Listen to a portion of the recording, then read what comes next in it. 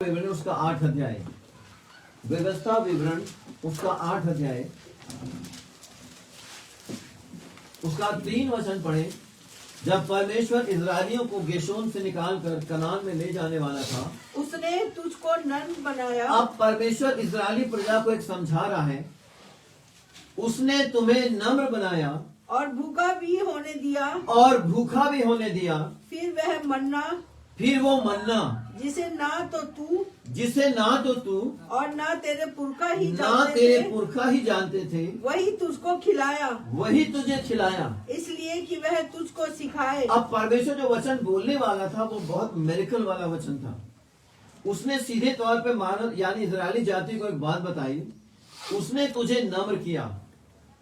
नम्रता इंसान के जीवन में होना बहुत जरूरी है, बहुत ज्यादा जरूरी। नम्र लोग पृथ्वी के अधिकारी होंगे। लिखा बाइबल के गुस्सैल नहीं होंगे, जो नम्र होंगे वही पृथ्वी के अधिकारी होंगे।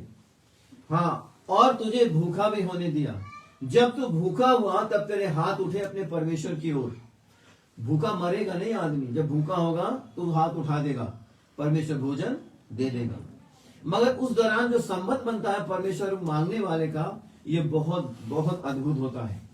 जब वो अपने हाथों को उठाएगा, अपनी जरूरतों के लिए परमेश्वर से प्रार्थना करेगा, प्रभु मुझे मेरे पेट में भूख है। और ऐसे समय में जब न तो वो खेती कर रहे हैं, सिर्फ लश्कर जा रहा, लाखों लोगों का लश्कर कनान की ओर बढ़ रहा है, क्योंकि परमेश्वर निर्धारित किया था कनान देश तुम्हें दूंगा। कनान देश देने का एक बहुत बड़ा रीजन था, खाली वो एक जमीन नहीं थी कि परमेश्वर एक जमीन उन्हें दे रहा है। आज जानते हैं इजराइल और फिलिस्तीन झगड़ा चलता रहता है कि ये मेरा ये तेरा। परमेश्वर ने कहा था मैं कनान तुझे दूंगा, मगर कनान देने का बड़ा रीजन था, मैंने आपको कई बार बताया है। कई बार मैंने आपको बताया कनान देने का कारण केवल जमीन नहीं थी। कनान देने का एक बड़ा कारण था, एक ऐसी जाति पनप गई थी वहां जो मनुष्य पूरी तरह मनुष्य नहीं थे। एक ऐसी जाति पनप रही थी जो परमेश्वर की योजना में नहीं थे, इसलिए परमेश्वर ने उनको वहां से हटाकर वहां उन्हें बसाया। ये हिस्टोरिकल सच आपको बता रहा हूं। तो अब जब इतना बड़ा लश्कर चलने लगा, चलते चलते वचन में लिखा हुआ है, इधर आ जा बेटा, इधर। अच्छा ठीक है। लिखा बाइबल के अंदर, उसने तुझे नम्र किया। इतने बड़े लश्कर को ले जाते समय जब परमेश्वर ने कहा, बताया उनको, एक एक बातचीत करी। अब पढ़े इसके एक लाइन जो छूट गई है, तुझे भूखा भी होने दिया कि मनुष्य केवल रोटी ही से नहीं जीवित रहता, हाँ, परंतु जो वचन, मनुष्य केवल रोटी ही से क्या लिखा, फिर से पढ़े, कि मनुष्य केवल रोटी ही से नहीं, मनुष्य केवल रोटी ही से नहीं से ही जीवित नहीं रहता, परंतु जो वचन यहोवा के मुंह से निकलता है, उन्हीं से वह जीवित रहता, उन्हीं से वो जीवित रहेगा। परमेश्वर का धन्यवाद देते हैं। ये बात मानव सभ्यता को यानी इजरायली नस्ल को परमेश्वर ने बताया, तुम रोटी मांगते हो, तुम्हें रोटी मिलती है, और तुमने वो रोटी मांगी जो पहले तुम्हें आकाश से दी। और आकाश से रोटी देने का जो मन्ना था ना, मन्ना भी एक विशेष वस्तु थी, उसकी बनावट भी विशेष थी, और उसका जो बनावट थी वो यीशु की ओर एक बड़ा संकेत था, मन्ना। और यीशु के साथ बिल्कुल वैसे ही हुआ जैसा मन्ना की बनावट भी थी।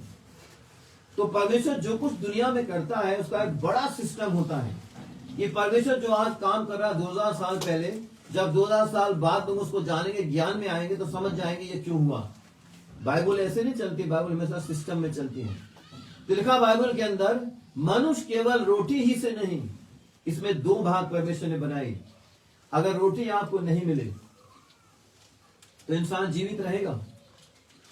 अब इसके पीछे परमेश्वर का कौन सा सेंस काम कर रहा था, कौन सी बात काम कर रही थी? मनुष्य केवल रोटी ही से नहीं जीवित रहेगा।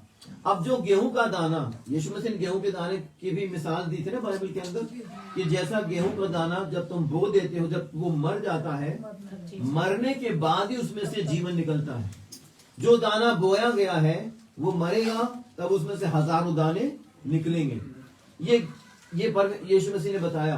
तो लिखा बाइबल के अंदर, जब वो रोटी परमेश्वर उन्हें खिला रहा था, हम तो रोटी खाते हैं तो वो रोटी के बारे में जानते थे, मन्ना के बारे में तो नहीं जानते थे। वो मन्ना तो उन्हें विशेष तरीके से मिला। लिखा बाइबल के अंदर, यीशु ने, परमेश्वर ने कहा मनुष्य केवल रोटी ही से नहीं। अब रोटी जो आप खाते हैं तो आप स्वस्थ रहते हैं। अगर रोटी नहीं मिले आपके शरीर को तो क्या होगा? इंसान धीरे धीरे करके, रोटी का मतलब केवल गेहूं की रोटी नहीं होती। रोटी का मतलब होता है चाहे गेहूं की रोटी हो, चाहे रागी की रोटी, बाजरा हो, मक्का, कोई भी हो, चाहे ब्रेड ही हो, चाहे आप फल खाएं, फ्रूट खाएं, कुछ भी खाएं, वो आपके लिए एक भोजन का काम करता है। भोजन रोटी से जाना जाता है। आप कुछ भी बोले तो आप ये बोलते हैं ना कि तुमने लंच किया, डिनर किया, या रोटी खाई नहीं खाई, ऐसे बोलते हैं ना, इंसान बोलता है। तो कुछ भी खाए वो रोटी में ही गिना जाता है। तो जो रोटी हम खाते हैं, या फ्रूट खाते हैं, या फल खाते हैं, या मक्का बाजरा खाते हैं, वो आपके पेट तक पहुंचता कैसे है? परमेश्वर के बोले गए वचन के अनुसार। परमेश्वर ने जब दुनिया बनानी शुरू करी तो उसने क्या बोला था?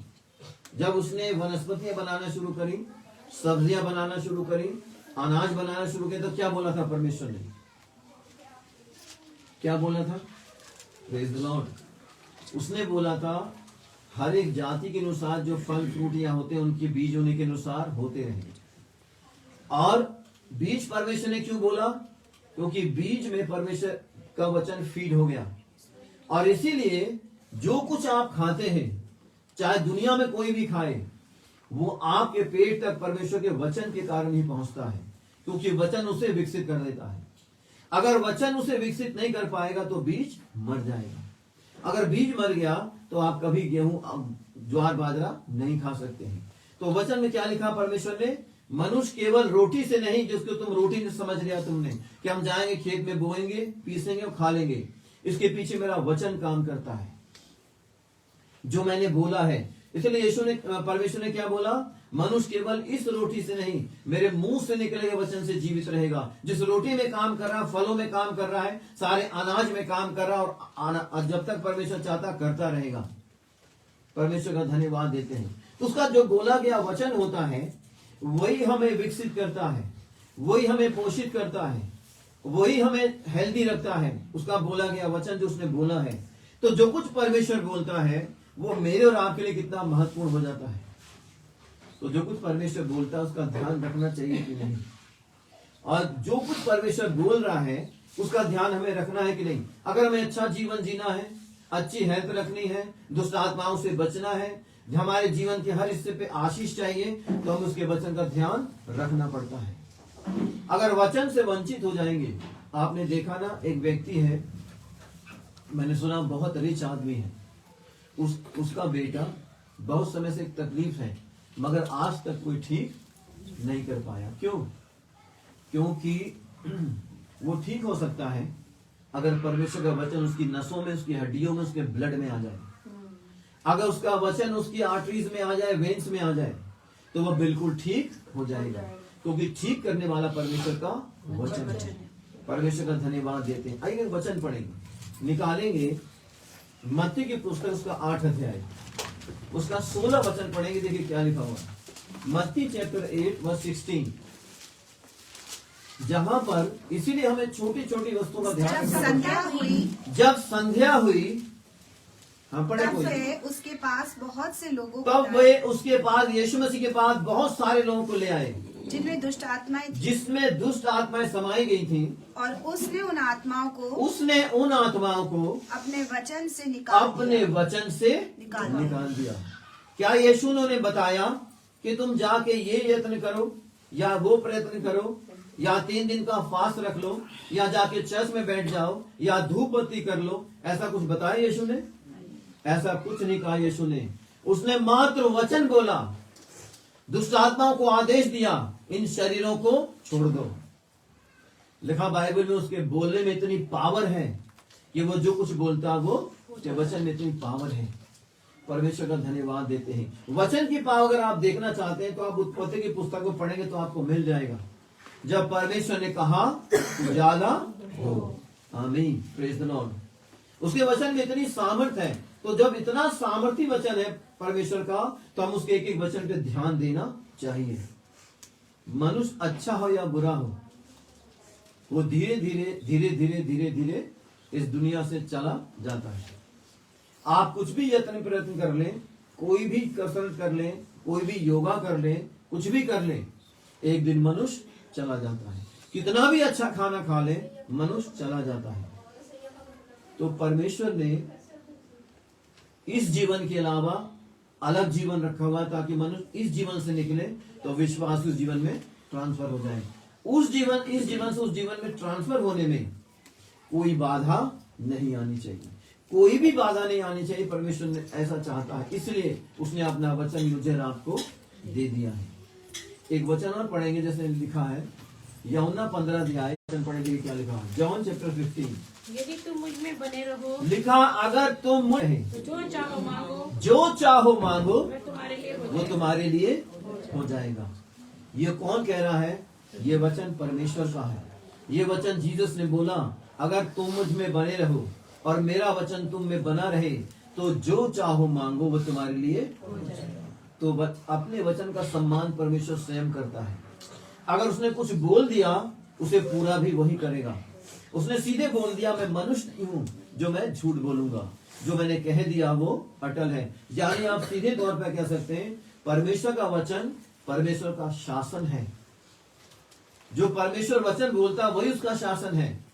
उसके वचन से शासन चलता है दुनिया में, कायनात उसी वचन से चलती है। लिखा है वो तारों को बुलाता है, बाइबल में लिखा हुआ है वो तारों को बुलाता है और एक एक का नाम रख देता है, और उसी नाम से परमेश्वर ने बुला लेता है जिसका नाम वो रखता है। एक नाम और आपका भी है। आपका नाम आपके माँ बाप ने रखा, वो नाम आपका मौजूद है, मगर एक नाम और भी है। बाइबल में लिखा हुआ है परमेश्वर उसे एक नाम देता है, वही नाम से उसकी सारी बरकतें निश्चित करी जाती हैं जो परमेश्वर ने देता है, और वो परमेश्वर जानता है। आप तो अपने नाम से पहचाने जाते हैं। हम क्रिश्चियन हैं, ये हमारी एक क्रिश्चियनिटी, एक जाति की पहचान है। हमें अगर कोई बोलेगा मैं क्रिश्चियन हूं तो समझ जाएगा ये क्रिश्चियन जाति से है, मगर क्रिश्चियन जाति हमें नहीं बचा पाती। परमेश्वर, हमारी पहचान एक क्रिश्चियन जाति से है, मगर हमारी विश्वास की पहचान परमेश्वर से है। विश्वासी की पहचान परमेश्वर से होती है, मगर एक जाति की पहचान, एक व्यक्ति की पहचान उसकी जाति से होती है। मगर परमेश्वर ने जातियां तो बनाई नहीं है, परमेश्वर ने सिर्फ मानव सभ्यता को ही बनाया है। एक विश्वासी को परमेश्वर पहचानता है, ये विश्वासी है। जाति से परमेश्वर नहीं पहचानता किसी को, वो पहचानता है उसके बिलीफ से। जातियां तो इधर से उधर चली जाती हैं। आज कोई मुसलमान है तो कल हिंदू बन जाएगा, ऐसा। मगर परमेश्वर वचन क्या कहता है, उसे परमेश्वर में कैसे जानता है? ये विश्वासी है। और किस पर बिलीव करता है? ये यीशु मसीह पर। यीशु मसीह पर विश्वास करने वाले विश्वासी हैं। परमेश्वर का धन्यवाद देते हैं। जैसे भी आपने सुना, अभी किसी ने गवाही दी थी, मैं जो कि वो, हाँ, किसने गवाही दी? वो इतना ज्यादा चर्च नहीं जाती, कौन बोल, हाँ, सिस्टर नीतू ने गवाही दी थी। वो परिवार जाति से बाई बर्थ क्रिश्चियन है, मगर वो चर्च जल्दी नहीं जाती। तो इससे हमारी पहचान नहीं, हमारी पहचान है चाहे कोई भी विश्वासी थी, ये कौन लोग है परमेश्वर पहचानता, ये मेरे लोग हैं, और ऊपर एक छाप लगा देता है परमेश्वर। तो हमारी पहचान परमेश्वर की दृष्टि में बिल्कुल विश्वासी से होती है। परमेश्वर का धन्यवाद देते हैं। उसके वचन में इतनी सामर्थ्य है। पढ़े वचन और निकालेंगे, इब्रानी की पत्री उसका 4 अध्याय और उसका 12 वचन पढ़ेंगे। लिखा, उससे पहले उसका 2 वचन पढ़े। इब्रानी 4 अध्याय 2 वचन। अर्थारों की हमें हाँ। उन्हीं की तरह सुसमाचार सुनाया गया है। उन्हीं की तरह सुसमाचार सुनाया। सुसमाचार ये है क्योंकि, हाँ, पढ़ेंगे। पर सुने हुए वचन से उन्हें कुछ लाभ न हुआ, परंतु सुने हुए वचन सुने कोई लाभ, क्योंकि सुनने वालों के मन में विश्वास के साथ क्योंकि नहीं सुनने बैठा। वालों ने उन्हें विश्वास से ग्रहण नहीं किया। वचन हमारे जीवन में फलवंत कब होता है? जब उसे हम विश्वास से ग्रहण अपने लिए कर लेते हैं। इसलिए जैसे विश्वास से ग्रहण करेंगे तुम्हारी हड्डियां विकसित हो जाती हैं, हमारी नसें पोषित होने लग जाती हैं, हमारे ब्लड में बल आ जाता है, हमारी हेल्थ अच्छी रहती है, और हमारा संबंध परमेश्वर से बहुत अच्छा हो जाता है। सुनाया गया वचन, बाइबल में यीशु मसीह ने भी बोला ना कि जो वचन सुनाया गया तो चिड़ियों ने चुग लिया, कुछ मार्ग के किनारे गिरे, कुछ चट्टानों पे गिरे, मगर जिन्होंने सुना उस विश्वास से ग्रहण कर लिया, वो 30 गुना 60 गुना 100 गुना फल लाया। परमेश्वर का धन्यवाद देते हैं। तो वचन तो प्रचार किया जाता है दुनिया में। जो भी सम्मान से ग्रहण कर लेगा वो परमेश्वर की योजना में आ जाएगा, वो हर एक कर्ज से, हर एक श्राप से आजाद हो जाएगा। परमेश्वर का धन्यवाद देते हैं। लिखा बाइबल के अंदर, अब इसका 12 वचन पढ़े। क्योंकि परमेश्वर का वचन क्योंकि परमेश्वर का वचन जीवित और प्रबल और हर एक दोधारी तलवार से भी बहुत चोखा है, और प्राण और आत्मा को और गांठ गांठ को और गूदे गूदे को अलग करके आर पार छेद देता है, और मन की भावनाओं और विचारों को जांच लेता है। जैसे मैं वचन प्रचार कर रहा हूँ तो मैं नहीं जानता कितने लोग, जैसे हम कई बार कन्वेंशन प्रीच करते हैं तो हमें नहीं मालूम कौन से विचार वाला वहां पर आया हुआ है, मगर जब वचन प्रीच किया जाता है वचन उसी के लिए हो जाता है। वचन बिल्कुल उसी के लिए हो जाता है। वो समझ जाता है तो मेरे लिए है। तो अगर उसने विश्वास से ग्रहण कर लिया वो जीवन पोषित होने लग जाएगा, उसका संबंध परमेश्वर से अच्छा होने लग जाएगा और वो बहुत आशीषित हो जाएगा। इसीलिए विचारों को परमेश्वर का वचन जानता है। वो आपको जान रहा है, आप क्या सोच रहे हैं, आपके मन में क्या चल रहा है। परमेश्वर का वचन सब जानता है, तो वह वचन को भेज देता है। एक वचन और पढ़े, निकालेंगे यशायाह नबी की पुस्तक 55 अध्याय, उसका 10 और 11 वचन पढ़ेंगे। देखिए क्या लिखा हुआ यशायाह नबी की पुस्तक। ये यशायाह नबी की पुस्तक यीशु मसीह से लगभग 700 साल पहले लिखी गई। जिस प्रकार से वर्षा और हिम आकाश से गिरते हैं। अब ध्यान पूर्वक सुनेंगे परमेश्वर बातें क्या कर रहा है। जिस प्रकार से वर्षा और हिम आकाश से गिरते हैं और वहाँ यूं ही नहीं लौट जाते वरन भूमि में पड़कर उपज उपजाते हैं, जिससे बोने वाले को बीज और खाने वाले को रोटी देखिए परमेश्वर जब मेघ बरसाता है, ऊपर से स्नो भी गिरती है, चाहे स्नो हो चाहे पानी हो, दोनों जमीन को सींच देते हैं। जब हम कनाडा में गए, जब रास्ते में जाते थे देखते थे जो खेत है वो पूरा का पूरा बर्फ से ढका हुआ है। तो हम सोचते हैं जो उसके नीचे बीज होगा वो तो मर जाएगा, मगर वहां का क्लाइमेट कुछ ऐसा, वो मरता नहीं। जब धीरे धीरे बर्फ पिघलती जाती वो जमीन को सींचती जाती और जब बीज निकलता है तो बहुत लहलहा के निकलता है। इतना निकलता है कि मैंने सुना वो इतना कर लेते हैं कि समुद्र में फेंक देते हैं उसको। परमेश्वर का धन्यवाद हो। और जो ले जाना चाहे देश, जिनके उसमें अकाल पड़ गया, ये कमी हो गई, तो वो उसे दे देते हैं। परमेश्वर का धन्यवाद देते हैं, परमेश्वर की महिमा करते हैं। तो लिखा हुआ है चाहे स्नो गिरे चाहे पानी गिरे, वो वापस ऐसे नहीं लौटता, अपना काम करता है वो। और काम क्या है परमेश्वर ने वापस जमीन को सींचने का काम। जमीन को सींचो ताकि जब बीज बोया जाए तो वो फलवंत हो और लोगों को रोटी मिले। परमेश्वर का धन्यवाद हो। आगे बढ़े सिस्टर। उसी प्रकार से मेरा वचन भी होगा, मेरा वचन होगा जो मेरे मुंह से निकला है, मेरे मुख से निकलता वे व्यर्थ ठहरकर, वो बेकार ठहरकर मेरे पास न लौटेगा, मेरे पास नहीं आएगा, परंतु जो मेरी इच्छा है उसे वे पूरा करेगा। Praise the Lord. और जिस काम के लिए मैंने उसे भेजा है वह उसे सफल करेगा। मगर इस बीच में केवल एक बात की कमी हो जाती है। जिस काम के लिए परमेश्वर ने वचन को भेजा, एक तो ये यीशु मसीह के लिए सीधे तौर पर लिखा गया है, क्योंकि यीशु मसीह परमेश्वर का वचन है। लिखा बाइबल में यमुना 1 अध्याय 1 वचन में आदि में वचन था, वचन परमेश्वर के साथ था और वचन ही परमेश्वर है। Praise the Lord. परमेश्वर का धन्यवाद देते हैं। इसलिए लिखा हुआ है उस वचन जब आया इस दुनिया में तो उसे आपके विश्वास की जरूरत पड़ी। उस वचन को किसकी जरूरत पड़ी? आपके बिलीफ की।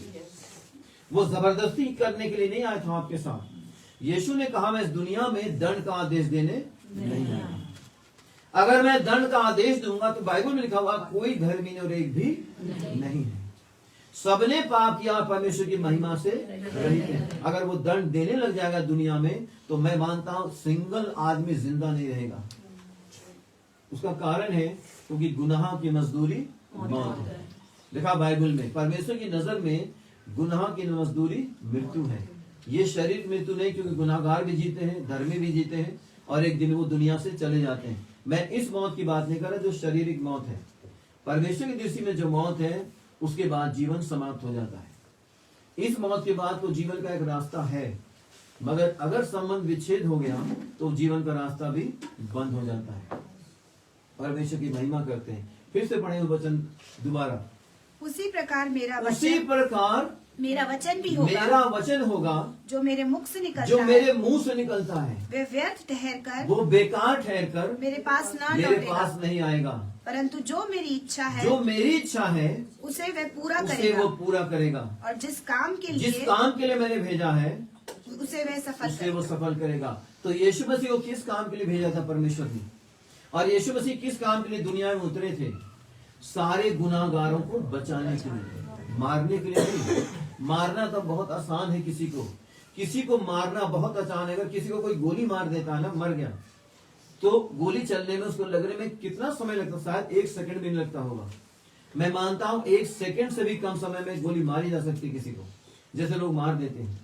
मगर उसे बचाना बहुत मुश्किल हो जाता है। जब डॉक्टर के पास ले जाते हैं, डॉक्टर कितना बड़ा काम करते हैं, कितने उसमें डॉक्टर इन्वॉल्व होते हैं, कितना ट्रीटमेंट होता है, तब वो इंसान जाके बचता है। तो मारना आसान है, बचाना मुश्किल है। तो यीशु मारने नहीं आया। मारने का तो वचन लिखा केवल एक आदेश देगा, वो केवल एक आदेश मुंह से बोल दे तो दुनिया समाप्त होने में समय नहीं लगेगा। मगर बचाने में मुश्किल काम था। बचाना काम ये था कि इनके ऊपर जो गुनाह लगा हुआ है, मैं अपने वचन से उन्हें हटा दूं। जो गुनाह दुनिया वालों पर लगा हुआ है, ये मेरे ही बच्चे हैं, मेरे ही बेटे बेटियां हैं। इनको बचाने के लिए मैं वचन से, अपने जीवन से, अपने बलिदान से इन्हें बचा लूंगा। तो उसे आपके विश्वास की जरूरत पड़ी। इसलिए यीशु ने कहा कि अगर तू विश्वास करे तो परमेश्वर की महिमा को। परमेश्वर ने जगत से इतना प्रेम किया कि उसने अपना इकलौता पुत्र दे दिया, ताकि जो कोई भी विश्वास करे वो नाश ना हो परंतु अनंत जीवन। Praise the Lord. परमेश्वर का धन्यवाद देते हैं। इसलिए उस वचन को जो भेजा गया, उसे आपकी बिलीव की जरूरत है। इसलिए जो कोई भी बिलीव करेगा, वो किसी जाति का हो, किसी भाषा का, किसी नस्ल का हो, क्योंकि मैं बार बार कहता हूं जातियां परमेश्वर ने नहीं बनाई है। आदम हवा की सारी संतानें, ऐसा बाइबल बताती है। और उसके बाद उसी से दुनिया बनी, बच्चे और लोग बड़े। तो लिखा बाइबल के अंदर परमेश्वर ने तो जातियां नहीं बनाई। इसलिए परमेश्वर को जाति से कोई लेना देना नहीं है। कोई भी हो, अगर वो बिलीव करता है यीशु पर, जीवन उसका है। ऐसा परमेश्वर का वचन कहता है। वो कोई भी हो, चाहे मैं हूं, चाहे आप हो, जो क्रिश्चियन परिवार में जन्मे हैं, वो क्रिश्चियन परिवार में जन्म लेने से जीवन नहीं पाते कभी भी। जब तक वो क्रिश्चियन परिवार का आदमी या कोई और भी जैसे यीशु के महाबलिदान पर विश्वास करता है, वचन पे बिलीव करता है, आप मेरे लिए आए, मेरे लिए मारे गए, मेरे लिए जी उठे, मेरे लिए गाड़े गए, जीवन उसका है। तो परमेश्वर ने बहुत सारे धार्मिक क्रियाओं से इसको नहीं किया। लिखा तुम्हारे कामों के अनुसार उसने उद्धार नहीं किया है। उद्धार उसके अनुग्रह से हुआ है। हमारा उद्धार किससे हुआ? परमेश्वर के अनुग्रह से। ऐसा नहीं कि उसने बताया पहले तुम ये सारे काम करो, मगर जिसका उद्धार हो जाता है, परमेश्वर उससे कहता है कि तुम अब गलत काम मत करना। क्योंकि अगर एक विश्वासी गलत काम करे तो फिर यीशु का बेइज्जती होती है। अगर मैं एक विश्वासी होके गलत काम करूंगा तो बेइज्जती मेरी नहीं है, मेरे प्रभु की बेइज्जती है। इसलिए हम चाहे नुकसान उठाएं, चाहे फायदा उठाएं, यीशु का सम्मान बनाए रखना चाहते हैं। ये बाइबल की एक बहुत बड़ी बात है। अगर मैं एक विश्वासी होके, जैसे यीशु ने कहा, तुम अपने शत्रुओं के लिए भी प्रार्थना करो। क्यों? क्योंकि यीशु मसीह को मालूम है इन्हें भी मैंने ही बनाया है। अगर जब आदम हवा से पूरी दुनिया बनी है, तो पूरी दुनिया क्या हो गई हमारी? पूरी दुनिया हमारी क्या हो गई? Praise the Lord. जब आदम हवा से दुनिया बनी है, तो हमारा मूल एक ही है, आदम हवा, जहां से दुनिया बनी आदम हवा। तो हम एक दूसरे के क्या हो गए? रिश्तेदारी हो गए ना।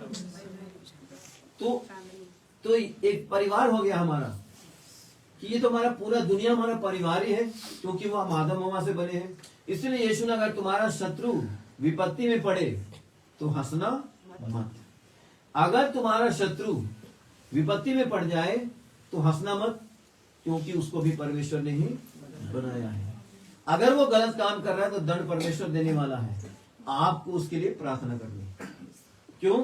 क्योंकि आदम हवा की सारी संतानें हैं। जब आदम हवा की सारी संतानें हैं तो हम प्रार्थना कर सकते हैं किसी के लिए भी, कोई भी हो, चाहे वो हमारे परिवार का हो, नहीं भी हो, मोहल्ले का हो, रिश्तेदारों का, देश का हो, हम प्रार्थना कर सकते हैं ताकि परमेश्वर उसे विपत्ति से हटा ले। दुनिया में विश्वासी लोग गुप्त प्रार्थना करते रहते हैं। दुनिया के बहुत सारे लोगों को तो पता ही नहीं है कि वो उनके लिए प्रार्थना कर रहे हैं। वो करते रहते हैं अपने घर में प्रार्थना उनके लिए, प्रभु इन्हें भी समझ दे, इन्हें बुद्धि दे, इन्हें विपत्ति से बचा, इन्हें भी उद्धार कर इनका। उन्हें नहीं पता है, मगर वो दुआएं, परमेश्वर उन दुआओं के अनुसार काम करता है। जब परमेश्वर काम करता है दुआओं के अनुसार, तो इसीलिए वचन कहता है लोग विश्वासी होते जा रहे हैं। हमें नहीं मालूम, हम नहीं जानते लोगों को कि बहुत सारे लोग बिलीवर हो गए हैं, वो यीशु पर विश्वास करने लगे। हम उन्हें जानते हुए नहीं, पता चलता है उनका नाम तो ये विश्वास कर रहे हैं, तो हम सोचते हैं ये तो तब वचन ध्यान आता है, राज का यीशु समाचार सारे जगत में प्रचार किया जाएगा कि सभी जातियों पर गवाही हो। तो बाइबल कहती है तब अंत आ जाएगा। परमेश्वर का धन्यवाद देते हैं। तो परमेश्वर के वचन का सम्मान करना हमारी पहली प्राथमिकता होनी चाहिए। अगर हम परमेश्वर के वचन का सम्मान, जैसे मैं आपसे बोलता हूं, अगर मैं बाइबल का सम्मान करूंगा तो बाइबल मेरा सम्मान करेगा। अगर मैं परमेश्वर के वचन का सम्मान करूंगा तो परमेश्वर मेरा सम्मान करेगा। जैसे आपके बच्चे अगर बहुत आज्ञाकारी होते हैं, आज्ञाकारी का मतलब बुराई से दूर रहते हैं। आज्ञाकारी का मतलब ये नहीं कि आप कहेंगे बैगन खा तो बैगन खाने लग जाएंगे, मेरा मतलब ये नहीं है। आप कहेंगे नहीं तुम्हें चिकन खाना, वो चिकन खाएंगे, ऐसा नहीं। बहुत सारी बातों आजाद है, मगर बुराई से दूर रहने का, अगर माँ बाप कहते हैं बुराई से दूर रहो, बुरे लोगों से दूर रहे, बुराई से दूर रहो, अगर वो आज्ञाकारी होते हैं तो माँ बाप उस बच्चे का भी सम्मान करते हैं और वो सारी बातें उन्हें बता भी देते हैं। परमेश्वर का धन्यवाद हो। और उनका सम्मान, उनकी चर्चा दूसरों से भी करते हैं। हालांकि सब बच्चे माँ बाप के सब अच्छे होते हैं, मगर वास्तव में जो सम्मान होता है वो आप ही जानते हैं कि मेरे बच्चे कितना मेरे आज्ञाकारी हैं। आज्ञाकारी है तो आपके बोलने में सामर्थ्य होती है। और बच्चों को बुराई से दूर रहना चाहिए, ये बिल्कुल सही बता रहा हूँ। अगर हम बुराई से दूर रहेंगे तो हमारे घर में ब्लेसिंग रहेगी। अगर हमारा विश्वास यीशु पर रहेगा तो हमारा सोफा भी ब्लेस हो जाएगा, जिस पर हम बैठते हैं, जिस चरपाई पर सोते हैं वो भी ब्लेस हो जाएगा। तो हर चीज ब्लेस होगी। तो सबसे बड़ा परमेश्वर का सम्मान करने की, उसके वचन का सम्मान करने की जरूरत है मुझे और आपको। हम उस वचन का सम्मान करें क्योंकि उसके मुंह से जो निकल जाता है। एक आखिरी वचन पढ़ेंगे, निकालेंगे भजन संहिता 33 अध्याय 6 वचन। भजन संहिता की पुस्तक 33 अध्याय 6 वचन। देखिए क्या लिखा हुआ है। आकाश मंडल यहोवा के वचन से, जैसे मैं आपसे कहता हूँ, इस दुनिया में जितना भी कुछ दिखाई देता है आपको, वो कहीं और से नहीं बना। परमेश्वर से पहले एक बात आके रुक जाती है, उसके आगे हमारा कोई जवाब नहीं होता। सिर्फ एक बात, और एक बात है, परमेश्वर ने जो कुछ बनाया हम वहीं से जानते हैं। यही है ना, जो कुछ परमेश्वर ने बनाया है हम वो जानते हैं। परमेश्वर से पहले हम कुछ नहीं जानते, हमें जानने की जरूरत भी नहीं है। अगर हम लगातार कोशिश करेंगे तो हमारा दिमाग खराब हो जाएगा। क्यों? हम जो कुछ प्रभु ने बनाया हम वहीं से जानते हैं, उससे पहले जानने की कोशिश भी नहीं करनी चाहिए। लिखा है, जो जैसे मैं आपसे कहता हूं हमेशा, जैसे मैंने आपको बोला, जब मूसा के दरबार में हारून मूसा गए तो अक्सर लोग बोल देते हैं, जैसे मैंने कई जगह पूछा है, लाठी किसने फेंकी, तो एकदम बोल देते हैं किसने फेंकी, किसने फेंकी थी लाठी फिरौन के दरबार में? मूसा ने। Praise the Lord. देखिए लाठी मूसा ने नहीं फेंकी, मगर हम शुरू से क्या हम सुनते हैं, लाठी हारून ने फेंकी थी। और लिखा बाइबल के अंदर कि वो लाठी सांप बन गया, ऐसा लिखा बाइबल के अंदर। तो जो कुछ परमेश्वर करता है, जो कुछ कहता है, परमेश्वर पे ध्यान देना चाहिए। तो जो कुछ बनाया परमेश्वर ने इस दुनिया में आपको दिखता है वो परमेश्वर की स्पिरिट से आया है। चाहे इस घर में बैठे हम, चाहे पेड़ पौधे, चाहे सूरज चंद्रमा, चाहे गैलेक्सियां, ये सब परमेश्वर की स्पिरिट से आया। पढ़ लें वचन। आकाश मंडल यहोवा के वचन से, आकाश मंडल यहोवा के वचन से बना है, और उसके सारे गण उसके मुंह की श्वास से, यानी उसकी आत्मा से बने हैं। सीधे तौर पर जो कुछ आपको दिखाई देता है वो सब परमेश्वर के अंदर से आए। जैसे मैं आपको कई बार बता चुका हूँ, जो कुछ हमें दिखाई देता है, चाहे आपकी आंखें जितना देखती चाहे नहीं भी देखती, वो सब परमेश्वर की आत्मा से आया है, यानी परमेश्वर के अंदर से आया है। आप भी परमेश्वर के अंदर से आए हैं। परमेश्वर का धन्यवाद देते हैं। इसीलिए सब कुछ अपना काम करता रहता है, सब चीजें चलती रहती हैं। जैसे गैलेक्सियां घूमती रहती हैं, जमीन घूम रही, सूरज घूम रहा, चंद्रमा घूम, सूरज भी अपने पथ पर घूमता है। हर चीजें चलती रहती हैं, सब चीजों में गति है। तो गति कैसे हो सकती है उसमें? कैसे हो सकती है? क्योंकि परमेश्वर ने आदेश दिया है। जब यीशु ने आंधी पानी को डांट दिया, तो बहुत बारीक बात है वचन में। जब यीशु ने कहा आंधी पानी को डांटा, और नाव से चले, अगर नहीं डांटता तो नाव डूब जाती, तो यीशु ने आंधी को डांटा, पानी को डांट दिया। मगर लिखा बाइबल के अंदर उसी समय सब शांत हो गया। तो हम तो कितना नॉर्मली इसको पढ़ लेते हैं, यीशु ने डांटा और सब शांत हो गया। हकीकत में इसके पीछे क्या बात है? पानी भी परमेश्वर के आदेश को मानता है, हवाएं भी परमेश्वर के आदेश को मानती हैं। इसीलिए परमेश्वर ने मूसा से कहा था, अपना हाथ उठा और मैं हवा को आदेश दूंगा, पुरवाई को आदेश दूंगा, वो चलेगी, समुद्र को दो भागों में वो बांटेगी। तो ये सारी नेचर परमेश्वर के आदेश को मानती है। और इसीलिए एक समय ऐसा आएगा जब परमेश्वर उस समय को समाप्त करेगा, न्याय करने का समय आएगा, यीशु का आना होगा, तो परमेश्वर इस संसार को भी आदेश देगा। लिखा बाइबल के अंदर यशा में, पृथ्वी विखंडित हो जाएगी, वो मतवाले के समान झूमने लगेगी। ऐसे जैसे भूकंप आते हैं ना, वो मतवाले के समान झूमेगी। परमेश्वर का धन्यवाद देते हैं। तो ये सब जितनी भी चीजें बनी है, सब परमेश्वर के आदेश का पालन करते हैं। जो आदेश परमेश्वर दे देगा वही आज तक हो रहा है। और ये आदेश परमेश्वर ने दे दिया पेड़ों को फल देने के लिए। ऐसा नहीं कि परमेश्वर आके हवा चल रही तो हवा चला रहा आके परमेश्वर, लगता ना आंधी आ रही, हवा आ रही, तो परमेश्वर ने एक एक पेड़ को, दूत को आ गया, आदेश दे दिया, सारे दूतों जमा हो जाओ और जाके दिल्ली के सारे पेड़ों को हिलाओ। ऐसा तो नहीं होता। परमेश्वर ने शुरू से आदेश दे दिया। सूरज को आदेश दिया, चंद्रमा को आदेश दिया रोशनी देने का, तारों को आदेश दिया, आज तक वही काम। तो ये परमेश्वर का वचन आज भी उनमें काम कर रहा है। आज भी परमेश्वर का वचन आपकी हड्डियों में काम कर रहा है।